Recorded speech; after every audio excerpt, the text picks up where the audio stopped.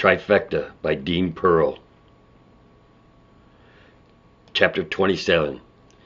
The day of the big drug deal for a kilo of meth was finally upon them. This would be their big shot at being vigilante heroes.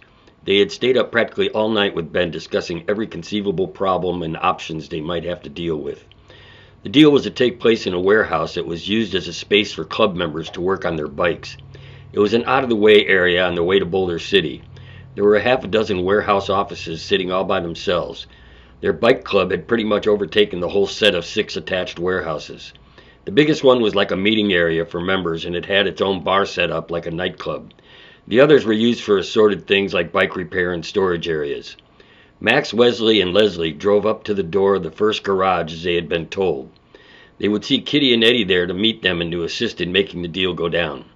The first thing Kitty said as they pulled up and rolled down their window was, "What's going on here? I thought Max was intentionally being left out of all this." "Yeah, well, funny thing," Wesley told her. "Max overheard us talking about getting a quantity of meth to take home and start asking questions. Turns out he's not the naive little cousin we thought he was. As a dealer on graveyard shift for a few years, I got pretty well acquainted with meth as a means to stay awake at work," Max told them. "So I just insisted on coming along to make sure this is all on the up and up and they aren't being set up for something." "Okay, I can understand that," Eddie remarked. "I just don't want to freak out my buddies here. They're expecting just the 2 girls. "We're sorry," Leslie jumped in. "He just wanted to look out for us. You know, it's a family thing." "I get it," Eddie agreed. "But let me go inside first and explain why there's one more person here than we said would be here." Eddie and Kitty went inside the warehouse to inform his friends of the slight change in plans and explained why there was another person with them. So Eddie explained that he knew the guy, he was their cousin, and he just wanted to make sure they were okay. At first, some club members that were there got skeptical, but since Eddie was vouching for him, they said it was okay and he should bring them in. Meanwhile, outside, Max, Wesley, and Leslie were discussing the plan. Max was carrying a small gym bag stuffed with cash that was supplied by the DA's office to be used for the buy. "At some point, they're going to want at least one of us to try the product before we pay them," Max explained. "So since I'm carrying the dough, I'll be the one to volunteer to try it since I know what to expect. We'll make the deal as quickly as possible, get the stuff, and clear out of the building as the cops swarm the place." Both Max and the 2 girls were wearing wires, so Ben and his crew could monitor everything they were doing and saying. Prepared to plunge in at any sign of trouble, he just wanted this to go down smooth, with no problems. As Eddie stuck his head out the door, he said, "Okay, come on in, everything's cool." The 3 of them walked in, tense and ready for anything. Eddie introduced them to his friends. "Guys, this is Wanda, Linda, and their cousin Max. The girls are from Texas. Their old men belong to the Banditos." Max and the girls nodded as Max held up his bag. "I got the money if you've got the stuff," Max said confidently. Wesley was scoping out the competition in case anything went south. She always tried to create a plan of action for scenarios like this and for tense situations. There were 4 bikers plus Kitty. They were standing directly across from the 3 of them. Max stepped forward towards the table the 4 men were surrounding and set the gym bag on the table. He unzipped it to show that it was full of money.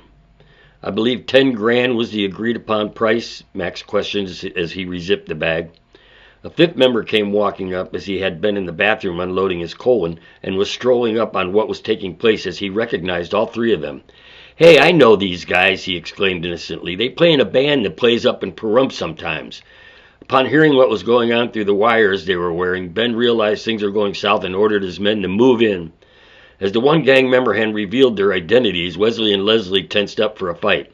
"I thought you said you were from Texas," Eddie yelled as he reached for a gun in his waistband. Things got crazy fast. The girls moved in quickly behind Max and proceeded to start kicking the asses of whatever guy was closest to them. Max, who had seen Eddie pull out his pistol, reached out to try and knock the gun out of Eddie's hand, but Eddie held onto the gun as Max knocked his handgun towards the floor. The gun went off, but because Max had knocked his arm down, the bullet caught Max in his right thigh, causing him to fall down as the girls were trying to keep any of the others from reaching for a weapon. Wesley had already taken down 2 of them, and Leslie was about to finish off the other 2. Even though Max had been shot in the leg, he was able to sweep his other leg under Eddie, causing him to hit the floor hard. Kitty had grabbed a kitchen knife and swung at Max and missed him, but Leslie, who had just knocked out her opponent, saw Max being threatened after being shot and leaped across the table at Kitty, punching her square in the nose in the process. At that moment, Ben and a dozen police officers came crashing through the door, but realized quickly that Wesley, Leslie, and Max had already taken them all down and defused the situation. Ben immediately ran over to Max, who was laying on the floor holding his thigh as Leslie was ripping off a piece of her t-shirt to use as a tourniquet on Max's leg until help could arrive. "I've already called for the ambulance we had standing by," Ben told them as the officers were handcuffing the various bikers. "You guys did it," Ben complimented. "I'm so sorry you got shot though, Max, but you're a real superhero, just like you always wanted." Max smiled feebly as Leslie knelt down next to him, offering him comfort.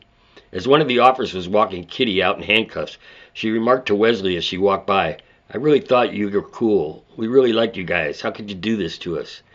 "Sorry, Kitty, but it's what we do," Wesley told her as the cop wrestled her out the door. Once everyone was loaded into the squads, the ambulance showed up to take Max to the hospital. As he climbed in, assisted by Leslie and an ambulance assistant, Leslie told her sister she was going to ride in the ambulance with Max to the hospital. "We'll be right behind too," Ben assured her. On the ambulance ride, Leslie held Max's hand the whole time. "Maxie, honey, I was so afraid of losing you," Leslie told him with a tear in her eye. "When I heard that gunshot go off and saw you hit the ground, I just lost it. I thought maybe you were dead. I love you, Maxie. I don't know what I'd do if you'd been shot or worse, even killed." "It's okay," Max soothed her. "I loved you too, baby girl, and I'm thinking after this that maybe we should just forget about the whole hero thing. This pretty much did it for me. You know, it hurts like hell to be shot." Max tried to laugh, but it just made him wince in pain. "It's not like we need the money," Leslie smiled. "But can we still keep our band together and play out once in a while, right?" "Absolutely," Max assured her, "but I may have to be playing a while sitting on a stool." By the time they were ready to wheel Max into surgery to remove the bullet, Ben and Wesley had arrived. They all waited patiently for Max to come out of the ER, where they put him on a gurney and wheeled him to a room. Ben couldn't stay too long, but the girls stayed with him until visitor hours were over, at which point they both gave Max a kiss and went back home.